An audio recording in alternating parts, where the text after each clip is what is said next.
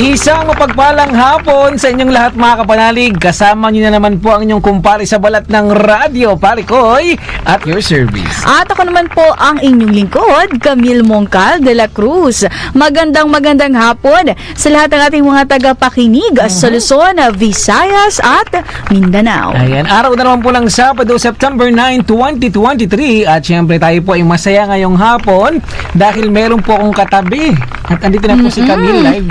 Saan ka ba nagpunta kahapon? Oo. Ay, kahapon. Pasensya na mga kapanalig at pare ko yun, no? Dahil iniwan na naman kitang mag-isa. Oo, wala tuloy akong kasabay nagsabi ng merienda. Oo, okay lang yun. Oo.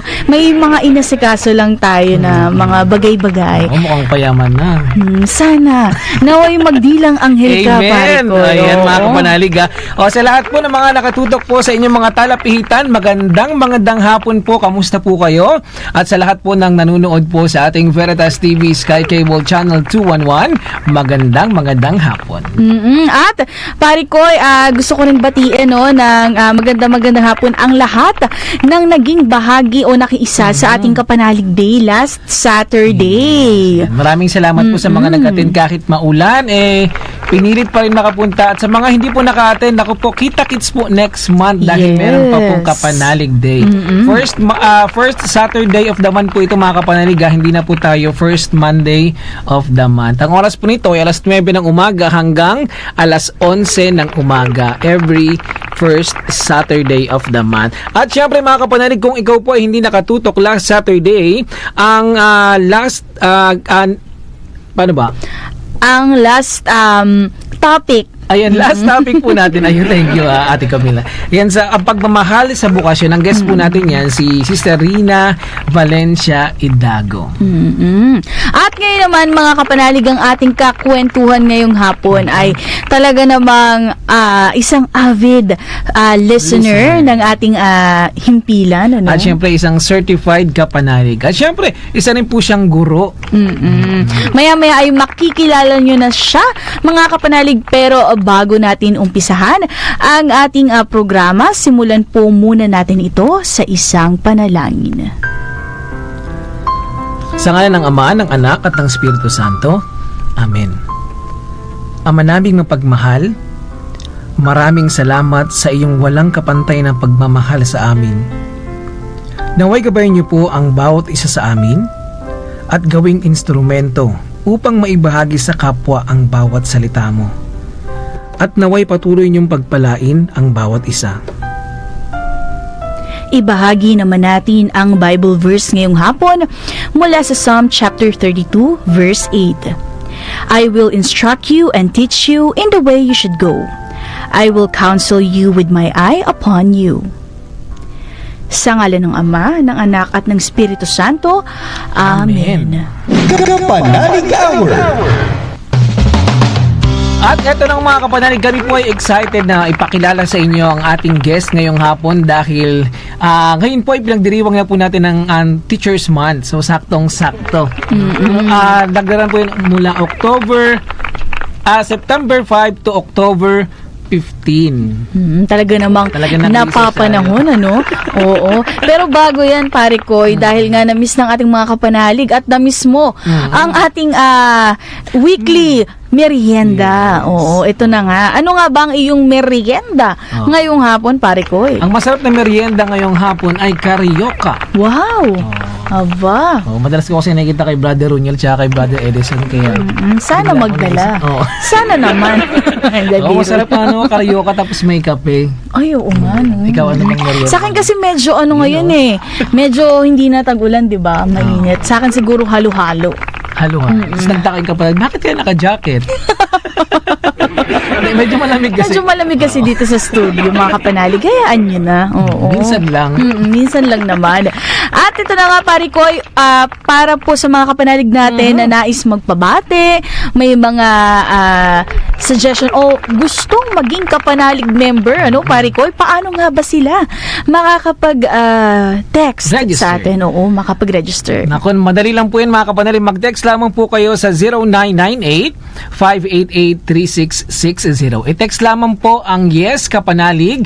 All capital letters po yan. Ang inyong full name, postal address, birthday, civil status, parokya, at contact numbers. Ito po ang mga numero mga kapanalig 0998-588-3660 kung kayo po ay Smart Network. Sa Globe Network naman po 0917-621-1902. Ulitin ko po mga kapanalig, sa Globe Network 0917-621-1902 at sa Smart Network 0998-588-3660. At para naman po makibahagi sa ating pag-uusapan ngayong hapon, maaari po kayo mag-text sa ating text line 0918-837-4827. Ulitin ko po mga kapanalig, 0918-837-4827.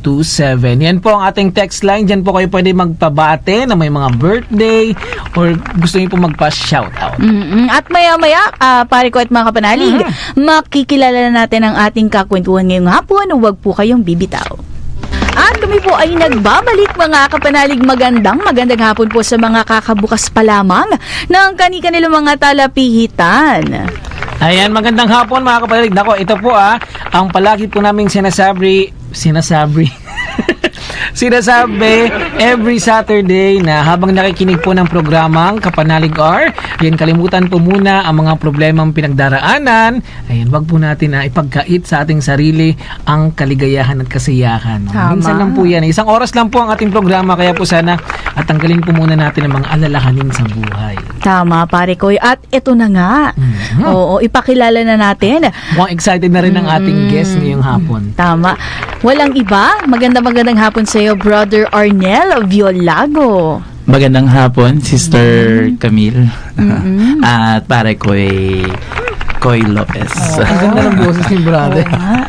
Brother, gusto mo palit na lang tayo? Ako na dyan, biro. Ang ganda ng niya, ng boses Oo. niya. Kasi mga kapanalig, si Brother Arnel po ay isang Teacher. guro. Baka may gusto po muna kayong batian, brother, bago tayo mag-umpisa. Ay, hello po. Binabati ko po ang aking mga kapanalig na listener din.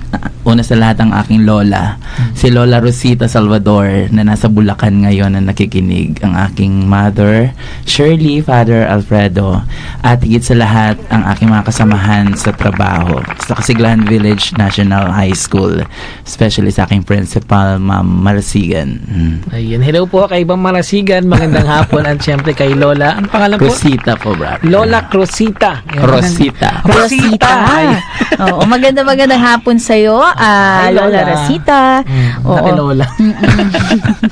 Eto, brother, gaano na po kayo katagal bilang isang kapanalig member po? Since 2016, 7 years almost po, na palakad-lakad lang ako dyan noon, biglang sabi ko, parang masarap pasukin mag-member sa kapanalig. Oo. Pumasok po ako dyan sa baba, in-entertain, tapos binigyan ng ID, in-interview. Yun. Tapos hindi ako naging active, pero active ako sa pakikinig sa ating Radyo Veritas. Nabanggit kanina ni brother na kayo po ay aktibong nakikinig sa misa po, dito sa Opo. Radyo Veritas, at saka sa mga programa po. Opo. Dahil ang lola po ninyo, brother, ay talagang avid listener din po, Opo, avid listener po mula po umaga. Hanggang 3 hapon. beses siya nagro-rosaryo kasi hindi na po siya nakakakita. Kaya ang way of kanyang komunikasyon po sa labas ay ang radyo. Kaya po sabi niya sa akin, kailan ka ba mag-guest dyan? Kaya ako po lubos na natutuwa nung Ay, wow. pinadala ako ng imbitasyon ng ating Radyo Veritas. Sabi ko, mababati ko na ang lola. Sabi ko, lola, kaya makinig ka, lola, mabuti. Ilapit mo yung tenga mo. Oo. Nako po, Galit na galit po yung brother and sister kung hindi nabibilan ng baterya yung kanyang radyo. Bawal naman po yung sinasaksak kasi baka makuryente siya. Ayun Nako, po. siguro next time, si Lola Rosita naman. Ang guest. Oo, ang ating i-guest. Via phone, Oo, no? via Opo, dadali ko phone. yan. Pwede naman yan. Opo. Opo. Brother, bali kayo po ay naging member ng Kapanalig. Wala pong nag-invite sa inyo. Kusa lang po talaga kayo nagpunta rito sana sa Yes station. po, dahil marami naman pong malapit na mall sa Montalban, pero itong SM North talaga yung kung gusto mo ng mas maluwang. Kaya ayun po. Tapos sa paglalakad, bumaba ako dyan, nakita ko ito. Sa curiosity lang, explore. Yan po, dahil mahilig po talaga ako sa mga ganitong mga pag sa radyo. Bali kanina po, brother, Arnel, nabanggit nyo na kayo po ay nagtuturo, kayo po ay isang guro. Opo. Gaano na po kayo katagal bilang isang guro? 12 years po in service since 2011. Ano po yung madalas nyo pong itinuturo or subject, major subject ito? Ako po kasi ay na-assign brother sa junior high school, grade 10, values education, pero ngayon kilala na siya sa edukasyon sa pagpapakatao na tawag. Simula po nung nagturo ako, yun na po yung aking itinuro. Siguro inilinya na nila sa aking major talaga. Kaya yun po. Pero ano po talaga, yun po talaga yung major nyo since nung nag-aral po kayo? Or ano po kayo, general? General po nung undergrad. Tapos nung nag-masteral po ako, kumuha na po ako ng guidance and counseling dahil sabi ko nga, parang masarap siyang gawing profesyon. Nakakatulong ka na makialam, makimarites sa buhay ng pero sa mabuting paraan. In a good way, oo. Opo. Ito brother medyo personal, kumbaga. Ano po ang hindi po ninyo makakalimutang pangyayari na tumatak sa inyo bilang isang guro? Ang hindi ko po makakalimutang pangyayari na tumatak sa akin bilang isang guro ay siguro nung nagsisimula ako noong 2011, syempre normal sa isa na public school agad, doon ka agad ini-assign. Tapos biglang syempre ang lugar kasi na pinag-assignan sa akin ay sa Montalban, medyo marami po kaming mga estudyante. Ang range po ay 40, 50, 60 sa isang classroom. Sa isang classroom? Opo. Hanggang ngayon po, ganun po yung ano niya. Kaya po, dun po kasi ay relocation area ni former President Erap Estrada. Yun, pabahay ni Erap kung tawagin nila. Isa po, hindi ko makakalimutan, siguro, since ASP or values yung tinuturo ko, meron, during my observation time ng principal, for Ma'am Maria Cristina Camarce, PSDS namin siya ngayon, merong isang topic tungkol sa pamilya na kung saan, feeling ko hindi ko na-process. Biglang umiyak yung bata at na mental block na ako. Ang kagandahan, by that time, to the rescue, ang principal ko dahil ino-observe niya ako, siya niya yung nagtuloy ng klase. Yan siguro mga ikatatlong buwan ko sa serbisyo nun. Tapos after nun, akala ko pagagalitan talaga niya ako at hanggang pero pinatawag niya ako sa office niya. Nung pumunta na ako sa office niya, mas lalo niya akong kinausap, pinagsabihan at tinuruan. Yun po yung mas nagpalalim pa sa pagmamahal ko sa profession bilang isang guro. Na kailangan talaga handa ka na humarap sa bata regardless kung ano pinagdadaanan mo. Totoo yun, para at least ang maganda rin brother, no? At ginabayan ka pa rin ng principal. Opo. Bagala pagagalitan, hindi pala. Hindi ka yung pinagalitan. Opo. Oo. At least merong nag-guide, Naintindihan niya siguro, sister, na ako ay bago pa lang. Oo. Tapos, ayun. Pero kamusta po yung yung pagtuturo niyo po nung nagkaroon ng pandemic? Paano po yung adjustment po? Dahil nagkaroon ng mga online classes? Noong pandemic po, more on online talaga. Ang aming nakakalungkot mang isipin pero lahat tayo ay nakaranas ng pandemic. Lahat ay mag-a-adjust. Chat through group chat, tapos module, pupunta ang mga parent doon dahil bawal lumabas ang mga bata. Pero ang nakakatuwa po, nairaos at continuous pa rin po yung learning po para sa aming mga estudyante during the time of pandemic.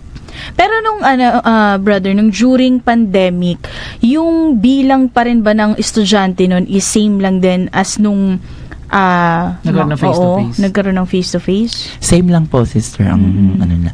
May mga lang na nung face-to-face, mas dumami ng konti kasi face-to-face na. Tapos nung pandemic, more on online, ganito ang bata. Pero kung ratio, hindi nagkakalayo ang kanilang Kailang mararamdaman mo talaga yung hirap ng pagtuturo at saka yung learning kasi iba pa rin talaga yung face-to-face interaction sa bata. Mas natututo pa rin kapag may face-to-face na. Paano ba? Kamusta naman po? Lahat po ba ay nakaka-attend naman, brother? Sa ano po na, Sa online class? O yung may meron mga yung situation iba, na wala? dahil kami ay modular, merong iba hindi, meron yung iba naman ay nakaka-attend, pero hindi mo kasi control yung ano nila dahil challenge na rin siguro sa signal, wala iba yung walang gadgets, kaya mostly mas active sila sa Messenger, nagvo-voice record kami, gumagawa ng PowerPoint, pinapadala sa kanila. Kumbaga ginagawa mo lahat yung way para matuto yung bata, nagpapadala ng pictures. Talagang sinusulit na picturean para maging malinis, para mabasa nila. At higit sa lahat, malaki ang papel na ginampanan ng mga magulang during the time ng pandemic. Kasi sila talaga yung masasabi mong isa rin sa mga nagturo at gumabay sa kanilang mga anak. Sa katyaga na rin po sa pagsagot sa kanilang mga inquiries through group chat. Grabe din talagang naging adjustment Oo. bilang isang guro, no, brother? Opo. Noong nag-transfer kayo sa online class, kumbaga. Opo. From face-to-face to online, from online to face-to-face. Oo, no? Malaking transition ang nangyari to. Pero ngayon po, kasi 'di ba, ano na talaga full face to face Opo. na eh, no? Ano po ba, hindi po ba kayo parang nabigla uli na ang dami may face-to-face pagkabigla na? pero kailangan pong tanggapin Oo. ang mga ano matinding pagpapaalala sa mga bata na safety protocol pa rin dahil may pandemic may pandemya pa rin, may Oo. COVID-19 pa rin. Ayan po, paggamit ng face mask sa kanilang inire-remind pa rin po namin sila doon. Brother, paano niyo po paano niyo naman po hinahandle if ever na halimbawa, 'di ba, hindi maiiwasan sa isang classroom, 'di ba, yung parang magkakaroon ng away yung mga bata, hindi pagkakaintindihan. Paano challenge yun paano niyo po hinahandle yun, brother? Doon po, bilang isang guro po sa loob ng classroom, hindi maiiwasan na may mga ganyang bata. Yung simple lang, hindi pakikinig sa discussion. Totoo. At ako talaga pag nagtuturo at talagang meron akong isang talagang yung mata ko umiikot na parang camera. At merong hindi nakikinig, talagang itinitigil ko at sabi ko, okay lang na hindi makinig, wag na kayong mang-istorbo sa inyong mga kasama. Lalo pat ang pinag-aaralan natin ay hindi naman mga formula sa matematika, mga aral ng buhay, na hindi ko naman hinihiling na tuparin ninyo, isa buhay ninyo, dahil buhay ninyo yan. Pero yung simpleng pag-attend, pagsunod at pakikinig, tiyagain nyo na. Sabi ko, kasi po, 2 oras lang naman sa loob ng 1 linggo tayo nakikita-kita. Kasi po ang ESPO values ay 2 days lang po sa 1 linggo. Kaya 1 hour every day, kaya 2 hours. Meron din po rin talaga yung mga talaga makikita mong batang nakikinig na kung makarelate sila sa topic, talagang nakikinig sila at saka nagre-recite. Meron din, hindi mo maiiwasan mga bully. May mga bully. Siguro kahit panahon natin, may mga bully na at mga Totoo. Lalo na pag sila may mga sasaway shame. yun, lalapitan ko. Pero sasabihan ko lang na ikaw talaga na sabi ko, huwag ka magpapakilala. Ika-3 araw pa lang ng ating klase, huwag ka naman magpakilala. 200 days sa pagsasamahan natin. Mahaba-haba pang paglalakbay. Mahaba-haba pa. Oo. Nako.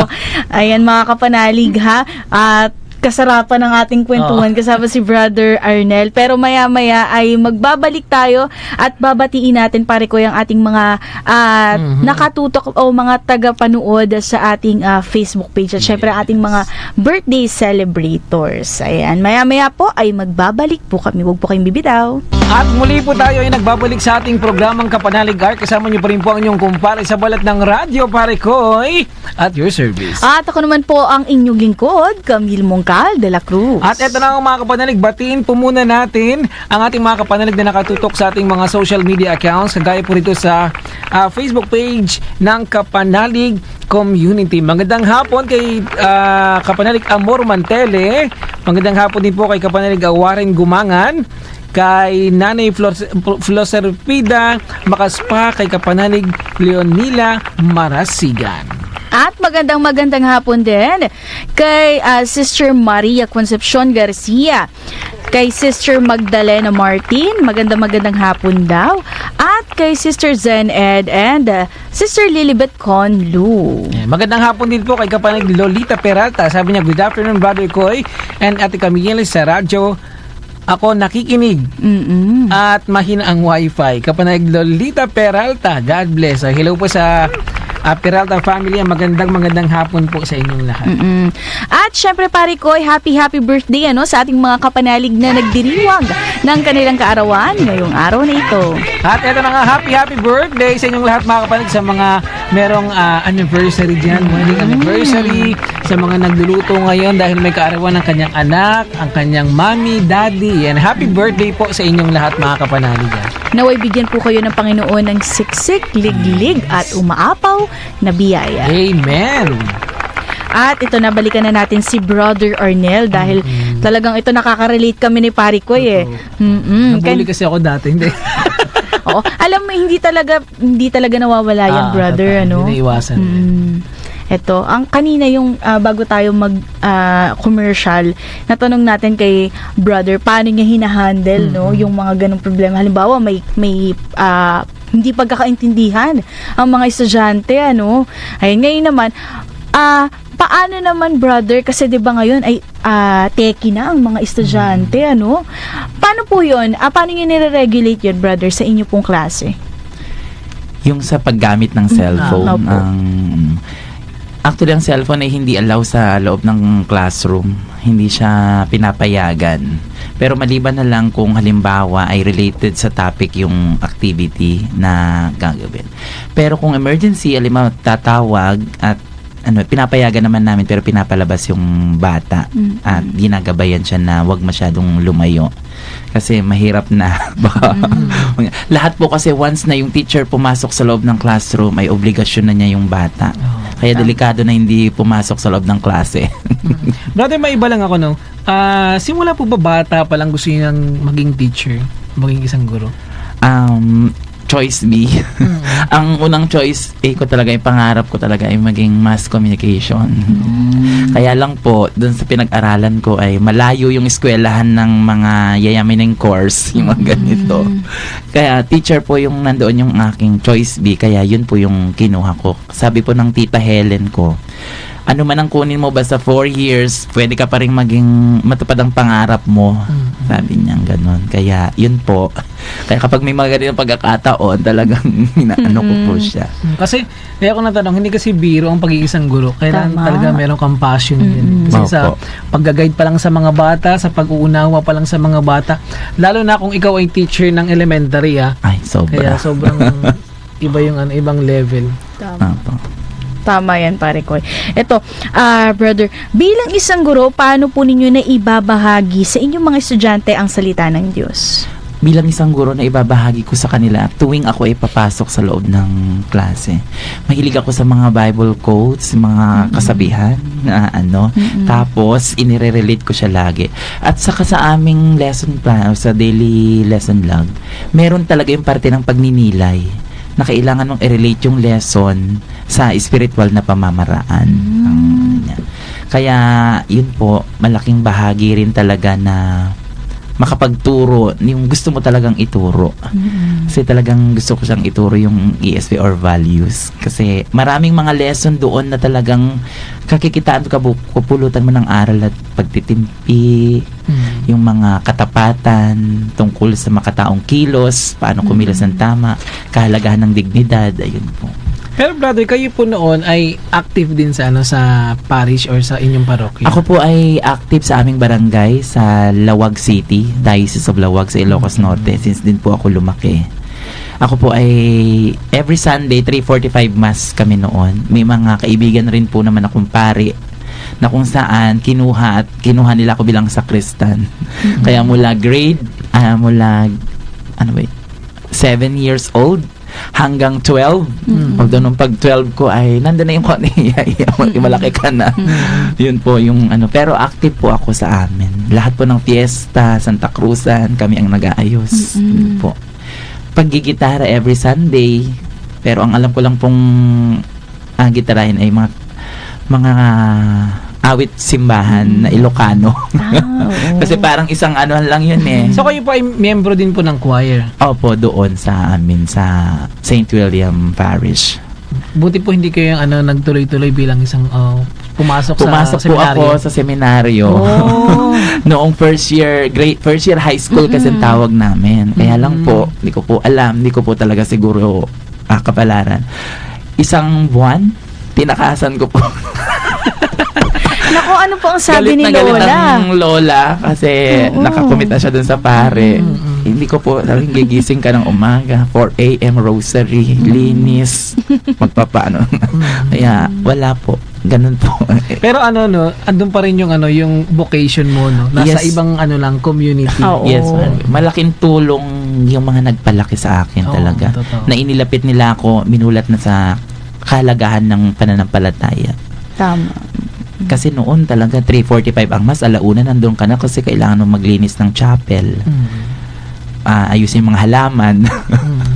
Ayun po yung May rin talaga, may mga duties din kayo. Opo, kasi yun nga po, naging president din ako ng aming parish youth doon sa amin, sa chapel namin.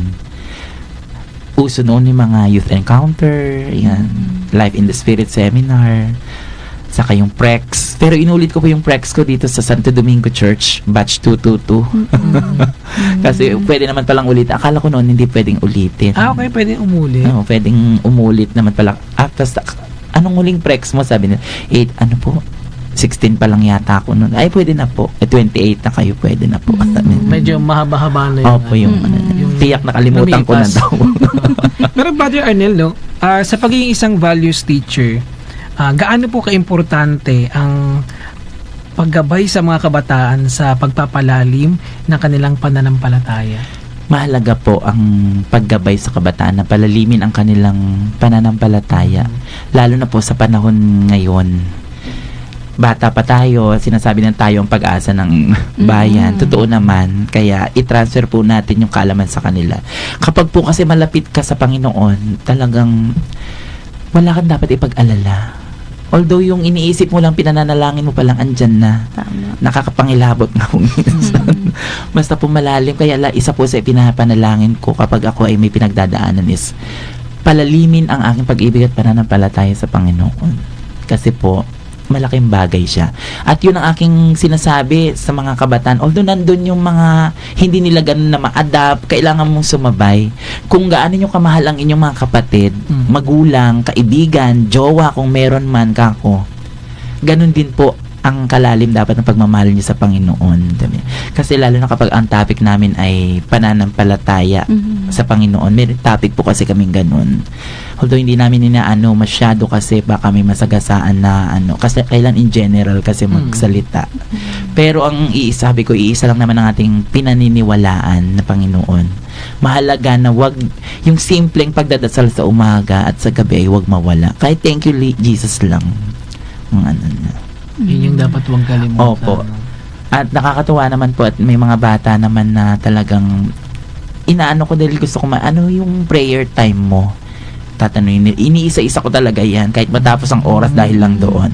Sir, ako po 6 a.m. Ano yung sinasabi mo? Thank you Lord. Ganun lang po. Next. Ganun. Tapos ini-general ko na siya. Alam mo, ang ganda nun, Brother Hal at Pare Koy, kasi nagkakaroon kayo ng interaction isa-isa, brother, sa iyong mga Opo. estudyante. Opo. Oo. Yun Tsaka yung yung sharing, kumbaga na sinasabi, May Tsaka- mga kasamahan na rin po kasi ako ngayon na estudyante ko nung 2012, 13, 14. Mga co-teachers ko na. Ayun. Yung iba magugulat ka na lang pag nasa labas ka, bigla na lang hahatakin ka lang hold-upper yung pala estudyante mo dati. Oo, no? Anong feeling doon, brother, pag ganun? Masarap po sa pakiramdam na meron kang nakikitang estudyante may narating na. At nakakalungkot minsan yung mga may mababalitaan kang nauna nang makipagkita kay Lord na may mga ganun din po kasing kaso. Pero mas masarap po yung pakiramdam na yung babalikan ka at sasabihin nilang malaki kang naging parte at naaalala nila. Minsan po kasi sa amin sa values, sa ESP, or kaming mga guro, hindi mo makikita sa ngayon yung buungan ng iyong Pero kung yung babalik sila at pasasalamatan ka, doon mo makikita, ay, nakinig naman pala tong batang to. Tapos maaalala mo, siya pala yung bully noon, siya pala yung hindi nakikinig noon. Totoo. Naging malaking parte ka naging pala, parte no, pala. brother? Kasi kapag may bully na ganyan, nandun yung pagagalitan mo, magkita tayo mamaya sa guidance office, pero hindi ka pagagalitan. Sa tulong po ng guidance counselor, ipaprocess niya yun. Na ano. At saka, malaking parte din po, naniniwala ko na isa sa the best na paggamot sa bully na bata ay atensyon ng magulang. Kailangan tutukan ng anak habang bata. At magabayan din. Magabayan din Yun sila ang po. pinakamahalaga. Opo. Brother Arnel, meron na bang pangyayari sa buhay mo na yung binigyan ka ng pagsubok na hindi mo malilimutan? Pagsubok na hindi malilimutan. Oo, At pwede, 38 Pwede niyo years po bang old. ma-share sa amin kung meron man po? Oo. Meron po na pagsubok na hindi malilimutan. Yung hindi naman sa sakit, sa awa ng Diyos, malusog naman tayo. Pero yung siguro yung yung pagkamatay ng dalawa kasi nagpaaral sa akin. Eh, mas malapit ako dun sa una. Na, huwag ka magselos, Lola, ha?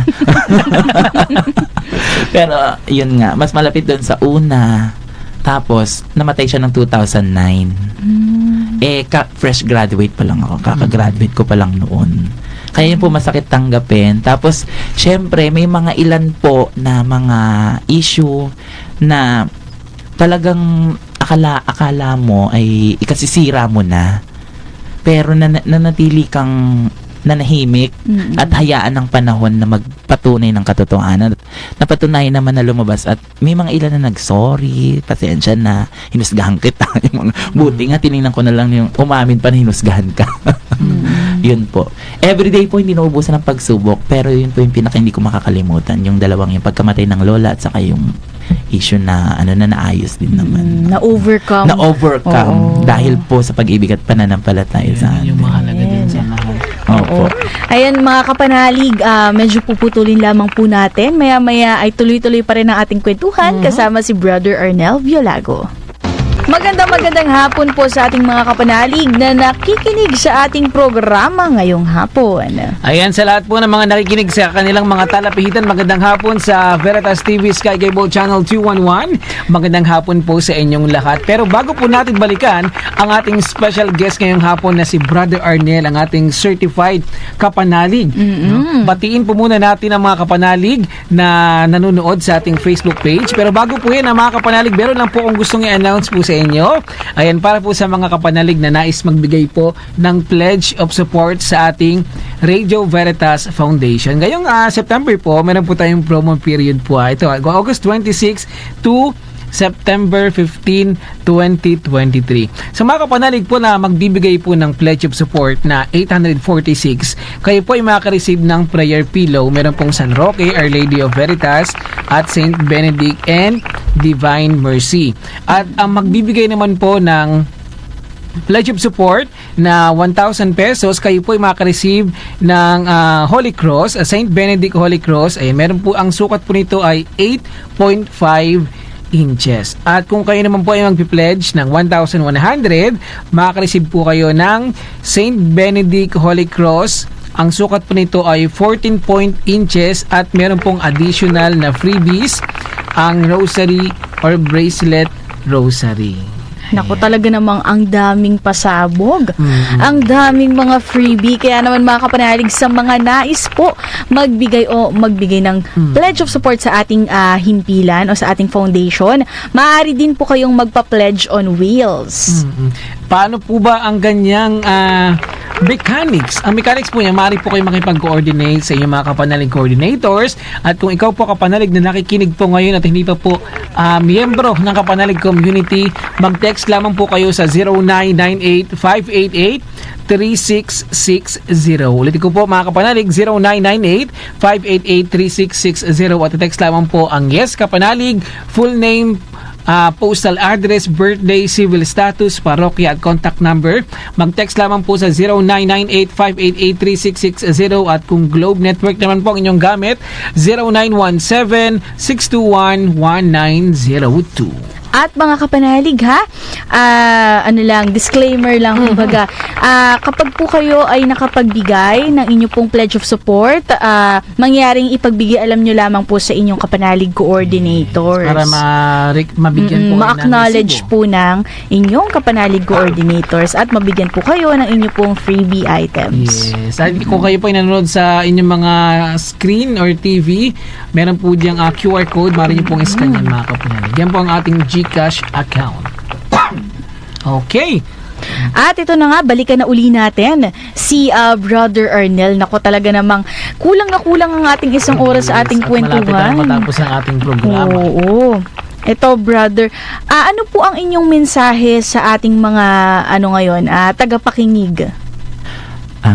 Salamat po. Ang aking pong mensahe sa ating mga tagapakinig ngayon ay manatili at panatilihin lamang po yung ating pananampalataya sa Panginoon. Marami po tayong pinagdadaanan sa buhay, marami po tayong mga pagsubok na kailangang harapin. At huwag po ka nating kalimutang i-enjoy yung araw. Dahil hindi naman po natin alam kung buhay pa tayo bukas.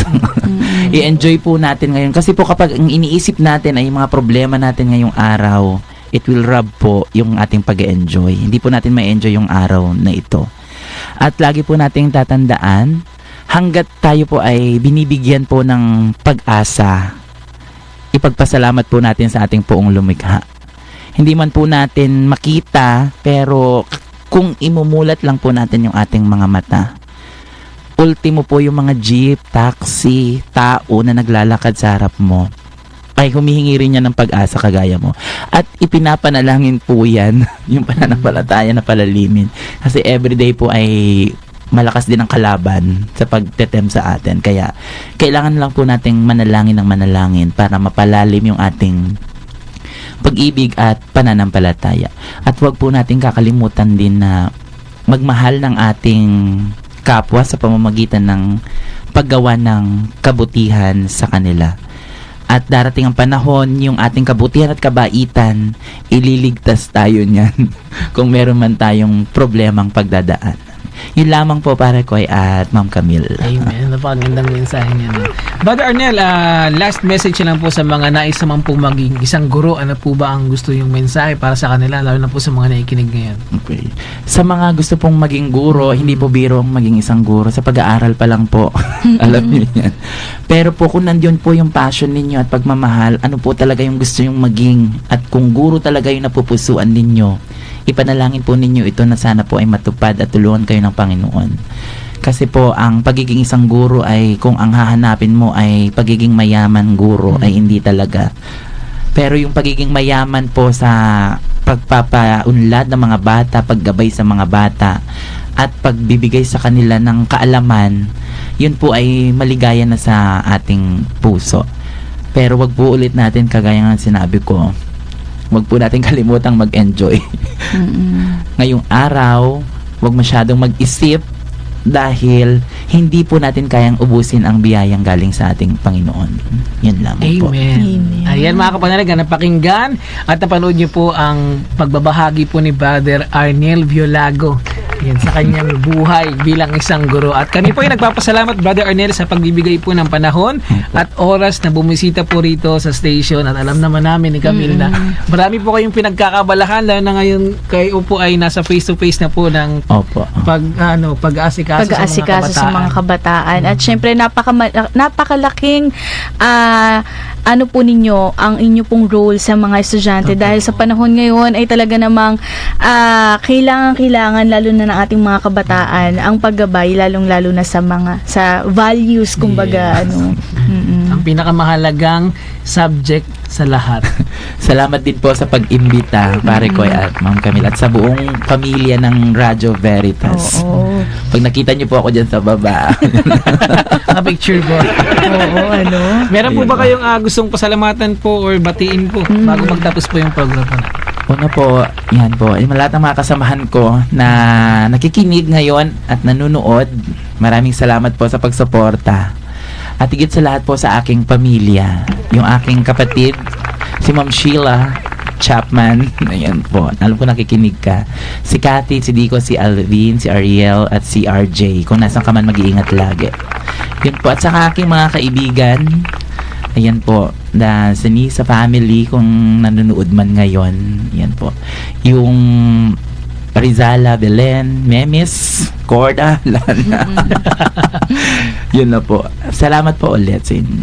Ayan. Ayan mga kapanalig, inyo pong napakinggan at napanood. Ang ating kakwentuhan ngayong hapon walang iba kundi si Brother Arnel Violago. Oo, ang topic po natin mga kapanalig, biyaya, hatid ng pananampalataya at gawa. Isang hapon na naman po ang natapos sa ating programa, pero mga kapanalig, bago po namin lisanin ang apat na sulok ng entablado. Oo. Alam mo no, habang pinapanood ko si Brother Arnelo, feeling ko masaya siyang kaibigan. Oo. Kwento, yung parang yung tipong Marami kang matututunan, Oo, kumbaga. yeah. Hindi lang kayo basta nag-exchange ng mga pangyayari sa buhay, kundi meron kang makukuha sa kanya. Kapupulutan. Oo, kapupulutan na aral, kumbaga. Lalong-lalo na dahil si Brother ay talaga namang humaharap, kumbaga, sa araw-araw sa mga iba-ibang problema o iba-ibang pangyayari kaharap ng mga kabataan, ano. Kaya sa mga sa mga guro po natin, sa mga teachers, ayan, maraming salamat Maraming po dahil salamat. sa pagbibigay po ng inyong lakas, siyempre yung lakas, Tama. pagbibigay ng oras, Atensyon. atensyon kasi alam Pasensya. naman natin. Yes, totoo yun. Naalala ko tuloy, maibahagi ko lang mga kapanalig, no? Yung teacher ko nung high school, nung second year, naalala ko nung sabi niya, every time na pupunta siya natin ng school, ang kinakain niya sa almusal, toothpaste. Kasi lagi siya nagmamadali. Okay. Oo. Kaya iba talaga ang sakripisyo din ng mga Tama. teacher at yung passion. Kaya salamat po sa inyo. Batiin ko na lang din ang aking teacher nung grade 1. Ay, ako din. Oo. Hindi Batiin nagpata- ko na din si Ma'am Reggie Sally Nisnisan. Oo. Siya ang aking teacher nung grade 1 at until now, friends kami sa Facebook. Ay, wow. Oo. Magandang hapon din po kay Ma'am Inosanto. Yan, teacher ko po siya ng grade 1. At sa aking teacher ng kinder, hindi nagpatalo. Hindi nagpatalo. Si Ma'am Tudayan, kapitbahay lang kasi namin, kaya lagi ko siya nakikita. Oo. Ayan, sa ating mga kabataan na kapanalig na nakikinig ngayon, ha? Naku, wag po kayo masyadong magbigay ng sakit ng ulo sa inyong mga guro dahil sila po ay may pinagdadaanan din sa araw-araw. Oo. Ito, pag ang bata, natandaan ng pangalan ng teacher, no? Ibig sabihin, meron siyang impact sa buhay mo. Kaya kilala ko pa rin yung mga teacher ko. Wow. Oo. Kasi malaki yung malaki yung naibahagi nila sa buhay ko, siyempre. At yun nga mga kapanalig, magtatapos na naman po ang ating programa. Pero bago yan, pare ko, sa mga nagtatanong, ang ating kapanalig day po ay every Saturday na. First Saturday of the month, kaya po magkita-kita po tayo sa October. Sige, i-check mo, date po pare na, ko. sabay nag-check ng mga ng calendar.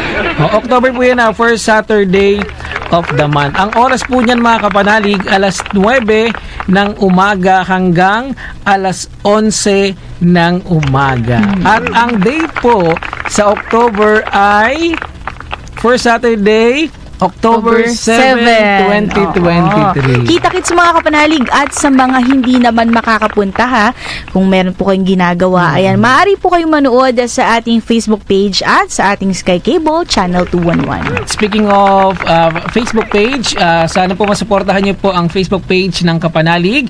Search nyo lamang po mga Kapanalig ang Kapanalig Community. And of course, i-follow din po natin ang ating mga social media accounts ng DZRV 846. Yan po ang ating Facebook page naman mga Kapanalig. At dahil Burmans na pare ko, ihabol na natin, no? May mga bago na namang sorpresa ang ating kapanalig ng mga inaanak. Huwag muna, maaga pa. Nag-iipon pa si Ninang. Oo. Ayan.